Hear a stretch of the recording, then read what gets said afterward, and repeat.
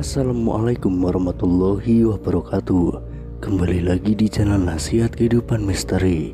Pada video kali ini kami akan membahas tentang misteri Borobudur bukan Candi Buddha.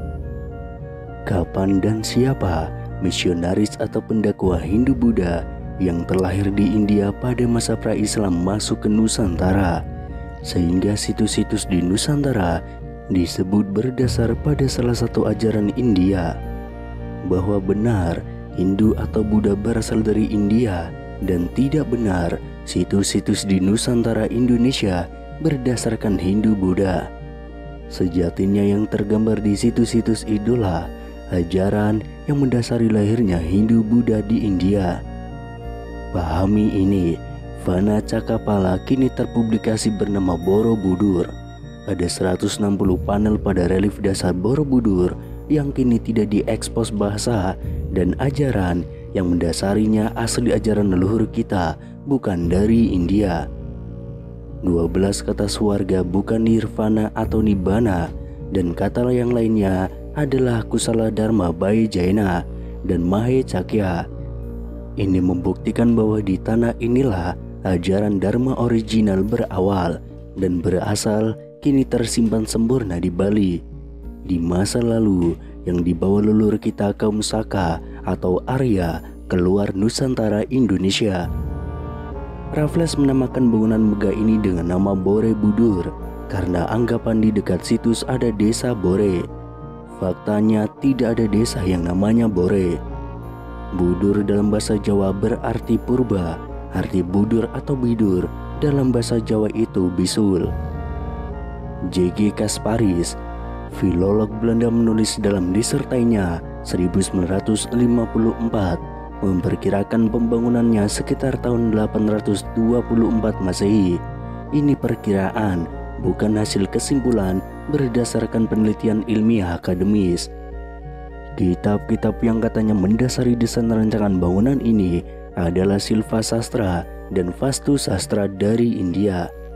Faktanya, semua kitab-kitab itu baru ada pada abad ke-5 Masehi, dan bangunan megah ini sudah ada sebelumnya. Relief dasarnya yang tidak diekspos terpublikasi dengan penamaan Karmawibangga. Ini menggunakan tafsir dari naskah Mahakarmawibangga, namun tidak seutuhnya mengikuti naskah itu. Borobudur terpublikasi berdasarkan Mahayana di India, benarkah?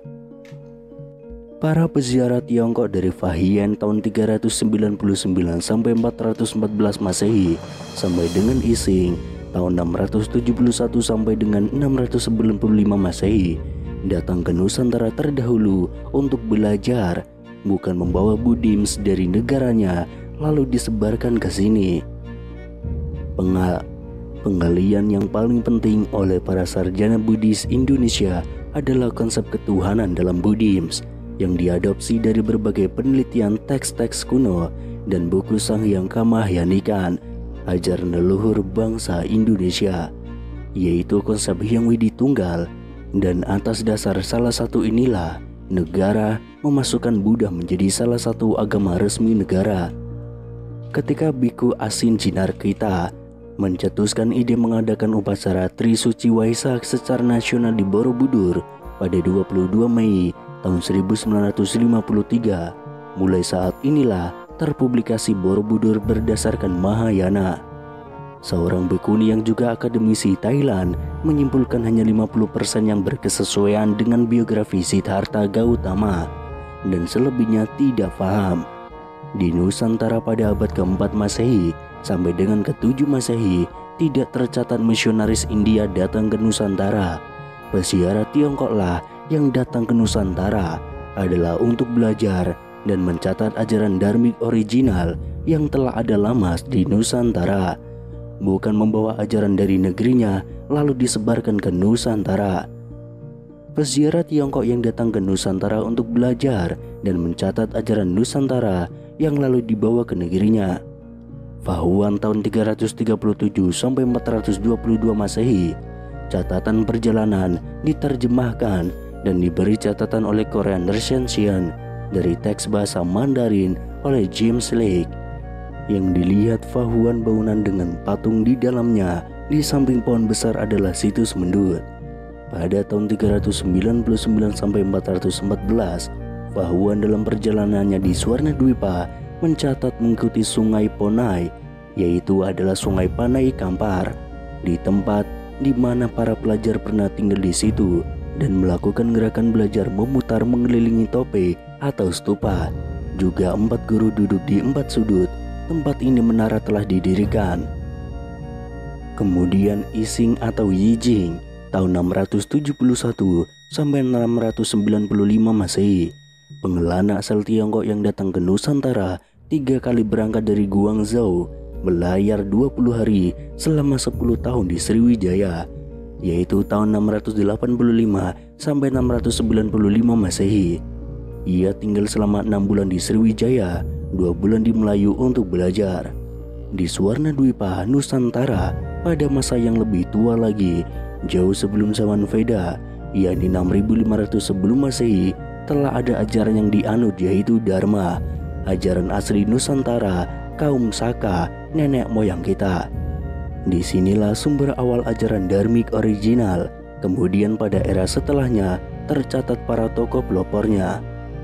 Kemudian pada akhir abad ke-18, Hindu menjadi istilah padanan bagi orang India yang bukan Muslim, bukan Sikh, bukan Jaina, bukan Kristen, bukan Buddha, mencakup berbagai penganut dan pelaksana kepercayaan tradisional yang berbeda-beda. Artinya istilah Hindu itu masih sebagai antonim terhadap keyakinan lain. Kemudian kata Hindu dengan tambahan akranisme ditambahkan sekitar tahun 1830-an untuk merujuk pada kebudayaan dan agama. Istilah tersebut diterima oleh orang India sendiri dalam hal membangun jati diri bangsa untuk menentang kolonialisme. Hindu sebagai tempat berhimpunnya aneka tradisi yang koheren dan independen, didukung oleh sankritisasi pada abad ke-19 di bawah dominasi kolonialisme barat serta ideologi. Mulai saat ini, istilah Hinduisme dipakai secara luas. Kaum Saka adalah kaum leluhur Nusantara tertulis pada relief dasar Vana Cakapala atau Borobudur. Jadi benar, Hindu Buddha berasal dari India, dan tidak benar, situs-situs di Nusantara Indonesia ini berdasarkan Hindu Buddha dari India. Ajaran yang tersimpan sempurna pada budaya Bali dan tergambar di situs-situs itulah ajaran yang mendasari lahirnya Hindu, Buddha, dan Jaina yang dibawa oleh kaum Saka atau kaum Caka atau Arya, leluhur kita keluar dari Nusantara Indonesia.